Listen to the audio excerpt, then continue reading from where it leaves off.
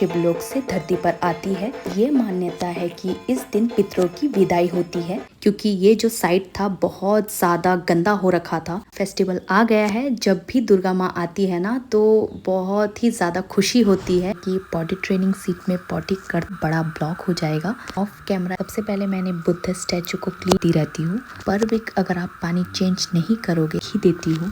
तो देखिएगा इस क्या बिकॉज ऑफ आरव वहाँ पर भी रख दिया है मैंने। ये एकदम लाइक कंफर्ट फूड है। अगर आपको घर बैठे बैठे ही अपना वेट लॉस करना है तो मैं आपको 2 एक्सरसाइज बताऊंगी।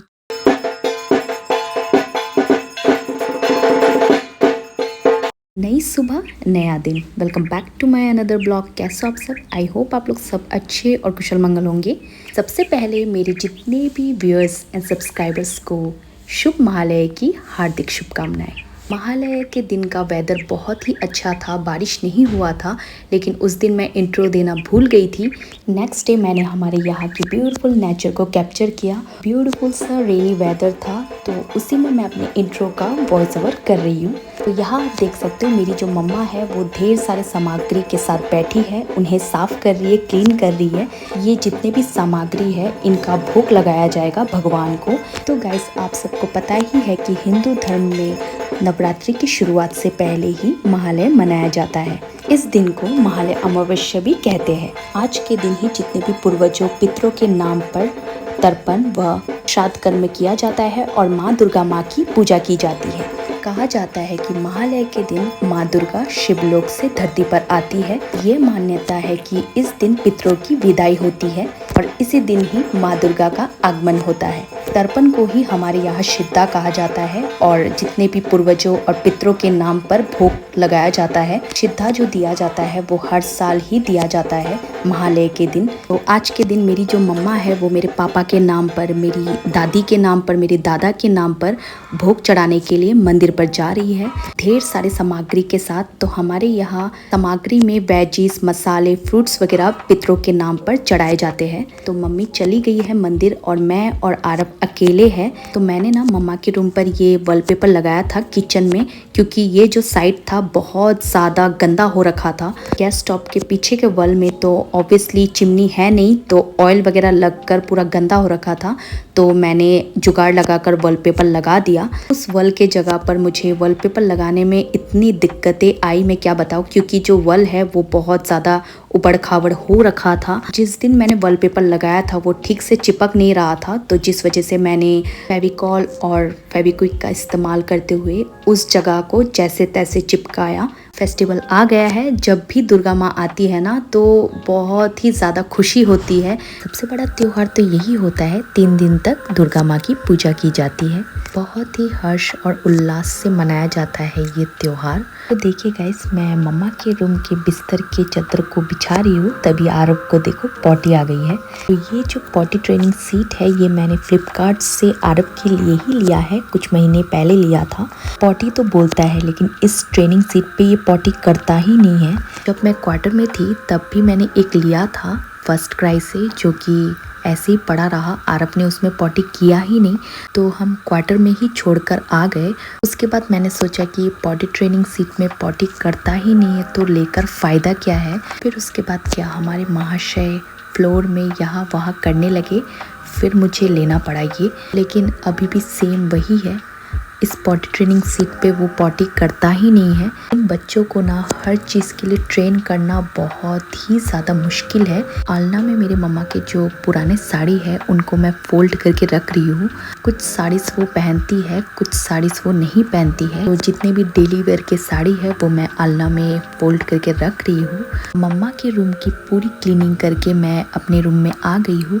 पूरा जो काम होता है, क्या क्या मैंने किया है वो ऑन कैमरा तो मैं आपको दिखा नहीं सकती, क्योंकि बहुत ही बड़ा ब्लॉग हो जाएगा। ऑफ कैमरा ही मैं पूरा काम वहाँ का निपटा कर अपने रूम में आई हूँ। तो देखिए गाइस, जो वुडन शेल्फ हमने वॉल में लगाया है ये पूरा टूटने के कगार पे है। तो मैंने इसमें मनी प्लांट भी रखा था। अभी मैं अपने मनी प्लांट को उस वुडन शेल्फ पे नहीं रखूंगी। सबसे पहले मैंने बुद्ध स्टैचू को क्लीन किया, क्योंकि उसमें बहुत ही धूल मिट्टी आ रखे थे। यहाँ मैं अपने मनी प्लांट के ग्लास पॉट को क्लीन कर रही हूँ। उसके बाद मैं पानी भरकर कर मनी प्लांट को रख दूंगी। तो पर वीक मैं इसका पानी चेंज करती रहती हूँ। पर वीक अगर आप पानी चेंज नहीं करोगे तो मनी प्लांट के जो स्टेम है वो कमज़ोर हो जाते हैं और जल्दी ही ख़राब हो जाते हैं। मेरे पास इसे रखने का कहीं जगह है ही नहीं, इसलिए मैं ऊपर के वॉल के शेल्फ पे मैं रख दे रही हूँ। नीचे अगर रहेगा तो एक दिन भी नहीं लगेगा, आरव इसे तोड़ देगा। सेफली मैंने ऊपर के वॉल शेल्फ पे रख दिया है। कपड़े धोने में मैं एकदम माहिर हूँ, लेकिन जब फोल्ड करने की बात आती है ना तो एकदम आलस सा आ जाता है। लेकिन आलस को मैं अपने अंदर आने नहीं देती, क्योंकि जब रूम गंदा होता है तो मुझसे वो सहन नहीं होता है। जब भी कपड़े ऐसे बाहर फैले होते हैं ना, मैं जैसे भी फोल्ड करके अपने वार्डरोब पे मैं रख ही देती हूँ। तो देखिए गाइस, क्या हुआ कि महालय के लिए मैं निकलने वाली थी सुबह। महालय के पहले दिन ही मैंने सोच के रखा था कि मैं जाऊंगी। हमारे यहाँ एक जगह है जिसका नाम है सदर घाट। तो महालय के दिन उस जगह पे इतनी भीड़ होती है, मैं क्या बताऊं। तो इस साल मुझे महालय के दिन निकलना था और महालय का ब्लॉग भी शूट करना था। जो मैंने जगह बताया है, मैं उस जगह पर कभी गई ही नहीं हूँ, तो मुझे जाकर देखना भी था कि कितने लोगों का गैदरिंग होता है। लेकिन अनफॉर्चुनेटली मैं नहीं जा पाई बिकॉज ऑफ आरव। महालय के दिन ही मम्मा को सुबह सुबह तर्पण देने के लिए मंदिर भी जाना था, इसलिए मैं कहीं निकल ही नहीं पाई। बहुत ज़्यादा अफसोस हो रहा था, लेकिन कोई बात नहीं, नेक्स्ट ईयर चले जाएंगे। इस प्लास्टिक वार्डरोब के ऊपर के शेल्फ को भी मैंने नहीं छोड़ा, कुछ ना कुछ सामान यहाँ पर भी रख दिया है मैंने। कभी कभार ऐसा होता है ना, हम बहुत जल्दबाजी में रहते हैं, तो आँखों के सामने ही अगर सामान रहे तो हम जल्दी यूज़ कर पाते हैं। कभी कभार जल्दबाजी में मैं अपने मेकअप के सामान भी यहाँ रख देती हूँ, तो उसी के चलते ये जगह भी गंदा हो जाता है, तो मैं उसी की क्लीनिंग कर रही हूँ। तो गाइस, आप मेरे क्वार्टर्स के ब्लॉग को इतना पसंद करते थे, प्यार देते थे, वैसे ही मेरे होम टाउन्स में किए गए जितने भी ब्लॉग्स को ढेर सारा प्यार दीजिएगा, सपोर्ट कीजिएगा। तो गाइस, आपको याद होगा कि नहीं होगा, तो ये जो सेट है ये मेरे डॉक्टर भैया ने मुझे दिया था रक्षाबंधन पे। तो ये जो सेट था वो भैया गोवा से लेकर आए थे, तो उन्होंने मुझे रक्षाबंधन पे दिया। तो पता नहीं ये सेट मैं कब पहनूंगी। ऐसे ही कुछ आर्टिफिशियल नेकलेस के सेट पड़े हुए हैं और मैंने उन्हें एक ही बार पहना है, पहनने का मौका ही नहीं मिला। और हम ऐसे तो कहीं भी पहनकर जा तो नहीं सकते। आप देख सकते हो, ये मैंने मीशो से लिया है। फ़ोन चार्ज करने में मुझे प्रॉब्लम होता है, मेरे जो फ़ोन का चार्जर है वो यहाँ तक नहीं आता है, तो जिस वजह से मैं फ़ोन यहाँ नहीं रख पाती हूँ। इसलिए मैंने ये मीशो से लिया है ताकि मैं फ़ोन को यहाँ रख कर बोट के थ्रू मैं चार्ज कर पाऊँ। तो मैं इजीली अभी बोट में ऐसे कनेक्ट करके, चार्जर को कनेक्ट करके यहाँ पर मैं फ़ोन को रख कर चार्ज कर लेती हूँ। और बहुत ज़्यादा क्यूट भी है पेंगुइन, बहुत ज़्यादा क्यूट लग रहा है। और मीशो से मैंने लिया है ओनली 121 रुपीज़ में मैंने ये परचेज़ किया है। सो गाइस, बहुत दिनों के बाद मैं ऐसे रूम क्लीनिंग का ब्लॉग बना रही हूँ, आपके साथ शेयर कर रही हूँ बहुत दिनों के बाद, क्योंकि आपको पता है मेरे पास टाइम है ही नहीं कि मैं टाइम निकाल कर ये सब कर पाऊँ। और अगर मैं फ़ोन को अगर ऐसे डायरेक्शन में रख कर अगर मैं शूट करूँ तो बहुत टाइम लग जाता है। मेरी मम्मा को टाइम टू टाइम सब चाहिए, जैसे काम से लेकर खाना वगैरह जो होता है वो हमेशा उन्हें टाइम पर ही करना है। तो जिस वजह से मैं ना कुछ कर नहीं पाती हूँ। तो अगर मैं शूट करने जाऊँ, डायरेक्शन में रख कर फ़ोन से शूट करूँ तो काफ़ी टाइम लग जाता है, जिस वजह से मैं ज़्यादा शूट नहीं कर पाती हूँ। तो आज मुझे थोड़ा टाइम मिला है, आज महालय भी है और मम्मा जो है वो मंदिर गई हुई है, तो उसी का भोग लगाने गई है, तो वो वहाँ पर ही मंदिर में ही खाना खाकर आ जाएगी। मेरा और मैं अपने बेटे का ही खाना बनाने वाली हूँ अपने मतलब घर पर। क्या है, आज थोड़ा मुझे टाइम मिला है, नहीं तो हमेशा जल्दबाजी में मुझे हर काम करना पड़ता है, तो फ़ोन लेकर शूट करना इम्पॉसिबल होता है मेरे लिए। तो आज मम्मा भी नहीं है, तो मैं आराम से शूट भी कर रही हूँ और काम भी कर रही हूँ और आपके साथ शेयर भी कर रही हूँ। तो आरब भी बीच बीच में आकर मुझे परेशान कर रहा है, यहाँ से वहाँ सामान फेंक रहा है। ऐसा है कि मुझे ब्लॉग बनाना पड़ेगा, आपके साथ शेयर करना पड़ेगा, क्योंकि आप लोग मेरे ब्लॉग्स को बहुत पसंद करते हो। मैं ज़्यादा डिमोटिवेट फील करने लगती हूँ, तभी मैं बोल देती हूँ कि मैं ब्लॉग बनाना छोड़ दूँगी, लेकिन ऐसा तो है नहीं, क्योंकि मैंने शुरू किया है अभी ब्लॉग से, तो मुझे ब्लॉग करना ही पड़ेगा। होता है ना कि इतना साल हो गया है कि मेरा जो ब्लॉग्स है मैं कंटिन्यूसली ब्लॉग्स कर मैं कंटिन्यूसली ब्लॉग्स तो कर रही हूँ, लेकिन एक भी वायरल नहीं हो रहा है, ना ही मेरे सब्सक्राइबर बढ़ रहे हैं। तो खुद ब खुद जो है वो डिमोटिवेट हम होते ही है, ये सबका ही होता है। तो मेरे साथ भी ऐसा ही है। देखो मैं यहाँ पर आपके साथ बात कर रही हूँ और यहाँ आरव चिल्ला रहा है, तो आप सोच ही सकते हो कि मैं कैसे करती हूँ। सब कुछ मैनेज वगैरह करना बहुत मुश्किल होता है मेरे लिए।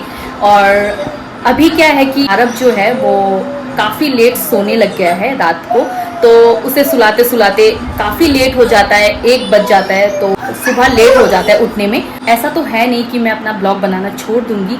इतने साल का मेहनत, मैं इतना ट्राई करती हूँ, इतना कोशिश करती हूँ कि अच्छे अच्छे कंटेंट आपके साथ शेयर करूँ, तो शेयर भी करती हूँ। आप लोगों को पसंद भी आता है, तो कुछ लोगों को पसंद आता है, कुछ लोगों को पसंद नहीं आता है, लेकिन फिर भी मैं ब्लॉग बनाना तो छोड़ नहीं सकती हूँ। मैं आपके साथ शेयर करूँगी। जैसे लोग जॉब करते हैं वैसे ही ये मेरा एक जॉब बन गया है, तो ब्लॉग बनाना तो मैं छोड़ नहीं सकती हूँ। देखो आरव मुझे इतना ज़्यादा परेशान करता है, फिर भी मैं आपके साथ अपना जो ब्लॉग का जो कंटेंट है वो आपके साथ शेयर करती हूँ।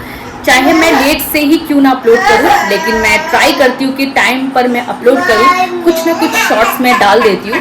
ऐसे ही आप लोगों का साथ हमेशा बने रहे और मैं अपना जो ब्लॉग है वो खुशी खुशी अपलोड करूँ। आप लोग का सपोर्ट ऐसा रहेगा तो मैं हमेशा ब्लॉग अपलोड करूँगी। लेकिन मैं अभी कोशिश कर रही हूँ कि मैं रेगुलर बेसिस पे अपलोड करने की कोशिश कर रही हूँ, लेकिन नहीं हो पाता है। मैं मुंह से तो बोलती हूँ कि मैं रेगुलर बेसिस पे अपलोड करूँगी, लेकिन आप अगर मेरे जगह पर आओगे ना तो आप समझोगी कि मैं, आपको पता चलेगा कि मैं किस स्टेज से गुजर रही हूँ। तो ऐसा नहीं है कि बहुत ज़्यादा तकलीफ़ हो रहा है, ऐसा नहीं है, तकलीफ़ नहीं हो रहा है, लेकिन होता है ना कि टाइम पर काम कंप्लीट करना, फिर फ़ोन को पकड़कर रह भी नहीं पाती हूँ। अगर मैं फ़ोन को पकड़ूँ तो मेरी जो मम्मा है वो मुझे डांटना शुरू कर देती है, तो काम पहले उसके बाद फ़ोन। तो फटाफट से मैं नहा लेती हूँ, क्योंकि मुझे अपने लिए भी खाना बनाना है, आरव के लिए भी खाना बनाना है। नीचे ही खाना बनाकर खाते हैं, तो जल्दी से फटाफट से मैं नहा लेती हूँ। कपड़े भी भिगो कर रखे हैं, वो धोने हैं, धोने के बाद नहाऊंगी। नहाने के बाद मेरे लिए और आरव के लिए खाना बनाना है। बहुत तेल कम खाती हूँ, तो थोड़ा सा मैंने ऑयल ऐड किया है।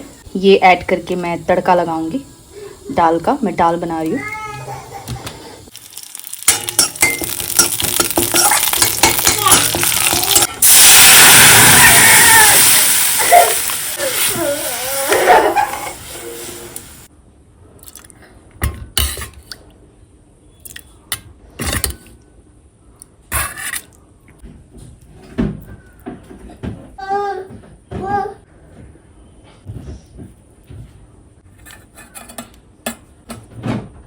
ये है आज का मेरा लंच।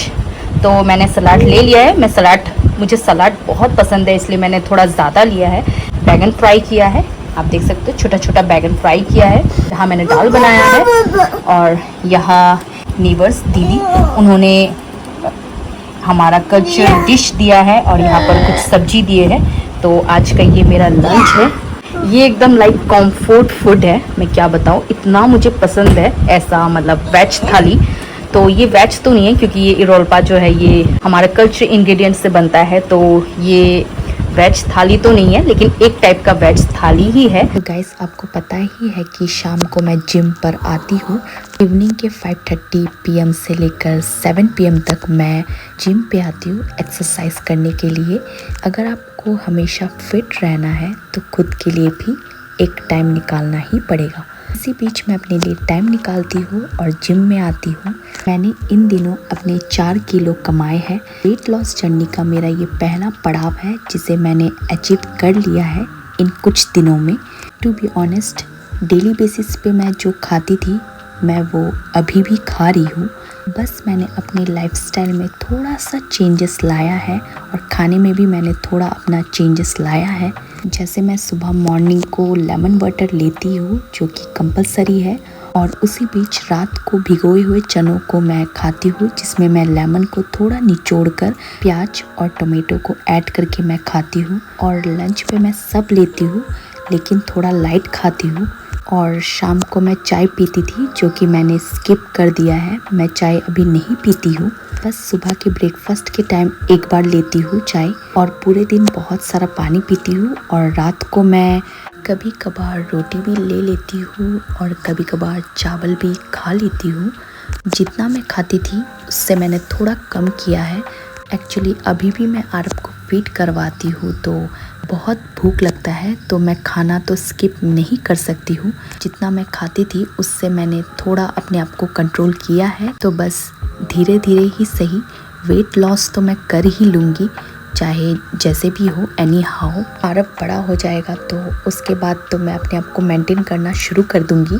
अगर आपको घर बैठे बैठे ही अपना वेट लॉस करना है तो मैं आपको 2 एक्सरसाइज बताऊंगी जो कि आपके फैट को बर्न करेगा। ये जो एक्सरसाइज मैं अभी कर रही हूँ ये जल्दी ही आपके फैट को बर्न करेगा।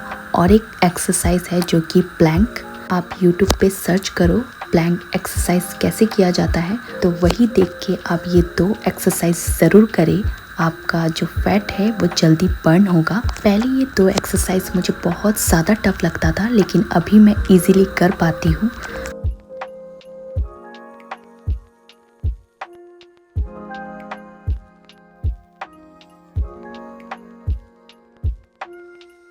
तो गाइस कमेंट सेक्शन में ये बताइए कि दुर्गा पूजा के लिए आप सबने क्या क्या प्रिपरेशन किया है।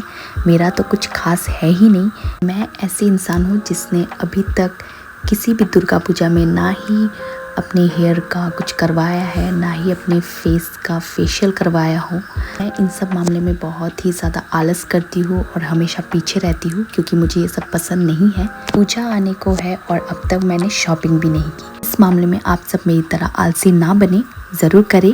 तो गाइस आज के ब्लॉग को बस यहीं पे एंड करते हैं। मिलते हैं एक नए ब्लॉग के साथ।